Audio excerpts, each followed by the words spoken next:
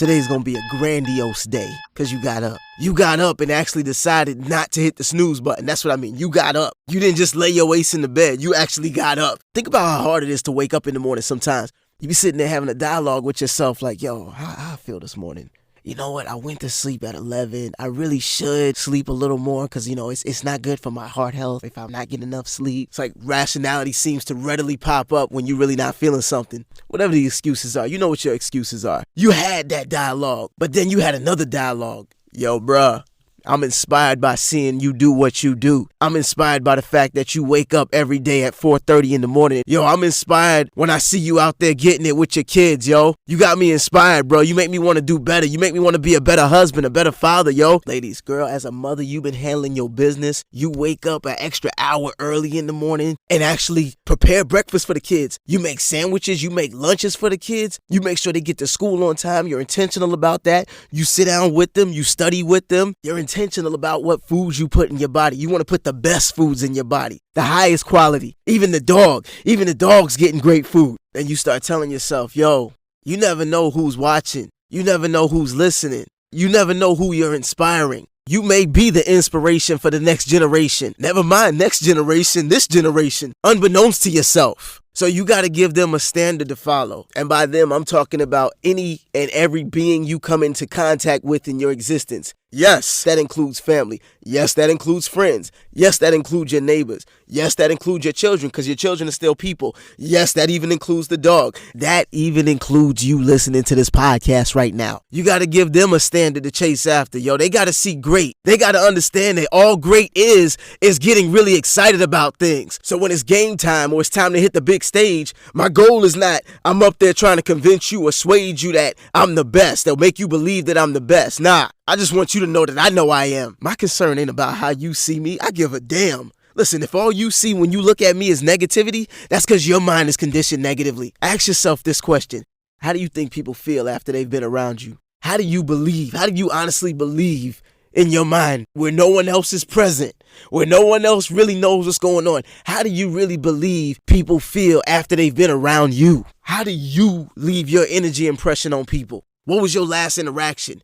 What was the last impression you left on the last person you interacted with? How did you leave them with your energy? And not your energy, your inner G, your G that's within, this inner divinity from this great ongoing deity, the all source, the most high, the super consciousness, whatever it is you define it to be. Are you someone who suppresses that power?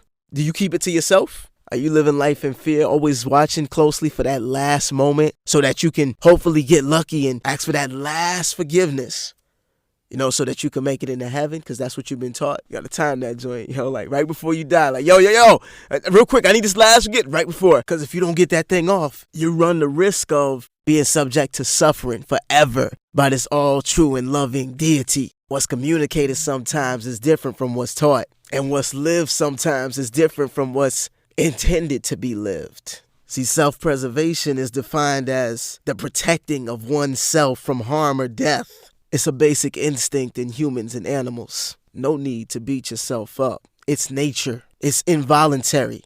What you've done, what you've allowed, what you may think you were a time or more in your life doesn't define who you are now. It doesn't define who you are, period. Any moment in time, you're always one shift away from changing your personal narrative. One change away from building a new self-image. Show up as a leader. True leadership, real leadership. It's leaning into the things you're afraid of. Who cares if it's hard? Do it hard. Pause. It's having the audacity to take on challenges while inspiring others to do the same. It's having this obsession of constantly improving by any and all means. And this should happen the second you gain a new awareness to any area where you can improve or where improvement is necessary. It's okay to make mistakes, but don't be that asshole that demands in others what you yourself haven't developed within yourself. Your win has to be transferable in order to be valid. If you get all these things you're seeking and can't give anything for anyone to want to walk in your footsteps, your win is intransferable. All right, I'm warmed up now. My mental game is phenomenal. Yo, let's get it. What makes a real individual? Real is a byproduct of discipline. If that word don't resonate with you, because that word, it never used to really resonate with me. Like, it was always associated with something negative. Growing up, it was a whooping. Getting a little older, it became just crap that I didn't want to do, that I didn't feel like doing, that I was forced to do. All right, let's substitute that word. Let's use drill. You got to apply some drill in your life sometimes, in some areas. This next generation, they're attracted to authenticity, not perfection. Every one of us are broken in some way. Change is simple. Commit to one small shift per day. I got a dog, puppy, little Bichon. What I found out, because of my wife, was that these dogs, whenever they are afraid, they pee to let you know, they're afraid, to let you know you got it. I'm submitting. It's a sign of submission for them. I used to get mad when I see my dog peeing in the house. Like, every time I see pee, like, yo, you going in the cage. But then my wife explained to me, like, nah, that's their nature, yo. It hit me one day. I'm like, yo, I can't get mad at the dog as a result of something that for him is nature. It's involuntary. And if I be honest with myself, real forgiveness is I'm not coming in the house with this expectation of finding pee-pee spots. I'm not keeping this negative thought in my head to serve as a reminder of how I felt he effed up in the past. Winners treat animals like people and people like brothers and sisters. Look at a person as they are. And in your mind, they'll always seem to remain that way or worse, But if you start looking at people for who or what they could be, over time, they'll begin to appear and grow into what they should be. You ain't going to be able to change the macrocosm of what's going on in your life, everything you see, until you change the microcosm of what's going on in your mind as an individual. But anyhow, something similar to that. So one day I come in the house, my dog's sitting on my bed. And I'm like, hey, man, get off the bed. Come on down. Patted my leg. He didn't move. So I said it again with a little more tone. I gave him a little more tone. Hey, man, get off the bed. Let's go. And he got up and moved, left a little pee-pee spot on the bed. And the thought came to mind. I'm like, you know what? I wonder if, maybe the first time I said it, he had, a clench muscle. And he didn't move right away because he was trying to ease that clench muscle. Like, hold on, yo. If I move right now, pee-pee's coming out. Let me ease up off this bed, But he's a dog, so he can't speak. Because I said it the second time, it was like, yo, frick it. All right, fine. You want me to move? No. All right. And I just started thinking, like I've been there before. Like, you ever had to go to the bathroom so bad to where, that thing became violent? I'm talking about, you feel it in your gums and teeth. Like, you freaking up your tranny, throwing the car in park. Matter of fact, one time I was driving. I had to go so bad. There was nothing around. And I'm like, ain't no way in hell I'm about to make it to this bathroom, yo. I got to go right now, yo. The closer you get to the toilet, the higher the level of urgency gets. I'm driving and I'm like, yo, frick it. I'm not going to make it. Man, I pulled right across somebody's yard. I just had to get off the main road. I did a lawn job right in somebody's yard. Jumped out, flung both passenger side doors open. I'm trying to be slick, yo. I don't want people driving by to see me. So I flung both the doors open like I'm frantic trying to find something. Just so it don't look like I'm pulling out the Onyx and doing something, you know what I mean? I don't want the police to come by and see, and then I got to register and all this. So I'm like, but it was one of the moments, I got to go. They probably done came outside, looked at me. So I said, you know what? I know what it feels like to have to go real bad. You know what I mean? I got to extend that same grace to my pup.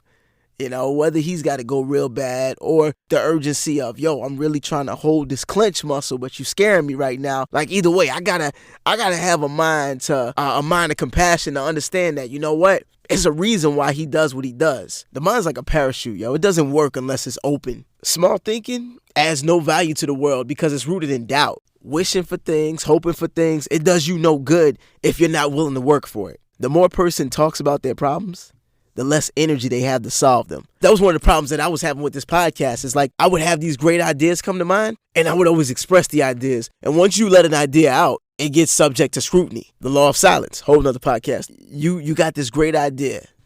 You keep that idea to yourself, it gets subject to no scrutiny. At the same time, if you keep it to yourself, then it's up to you solely to scrutinize that thing if and where necessary. In telling people about your idea, you want to tell the right people about your idea, because from a spiritual standpoint, don't cast your pearls at swine so they can be trampled on. You know what I mean? You don't want to give good ideas to some shit thinking individuals so that they can disgrace what should never have been brought to them in the first place. Yeah, you're going to get the purest version of me right now, yo, which is the raw version. People buy into this misconception that purity is pretending to be a goody-goody. No, purity is raw, uncut, real emotion. It's unfiltered.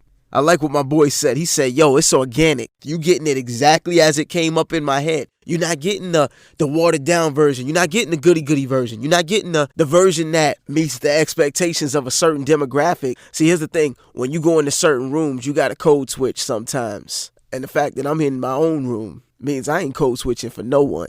So if you don't like it, you can see your ass out. And some people going through some real stuff. And some people that live their whole lives like a little fish inside of a fishbowl sank in the bottom of the ocean. It's a whole world out there to explore, but they stuck in this one room. That's all they've ever known. That's all they've been indoctrinated to know. Bitterness is a result of clinging to negative experiences. It serves you no good and closes the door to your future. The problem is, many bitter people don't know they're bitter. So convinced all the time that they're so right, they can't see their own wrong even in the mirror. Real truth is at the center of all beliefs. All beliefs have both a radical side and a peaceful side. Wisdom isn't what you know. That's surface level. Wisdom isn't how deep your understanding of what you know goes. The great philosopher Socrates said, true wisdom comes to each of us when we realize how little we understand about life, how little we understand about ourselves, and how little we understand about the world surrounding us. Jordan Peterson said, have a mind that's open to everything but attached to nothing, because no one knows enough to be a pessimist. And I've got nothing left in this mind of mine today, so I reckon I get to stepping. This was That's Vital Podcast, episode 11. Ready?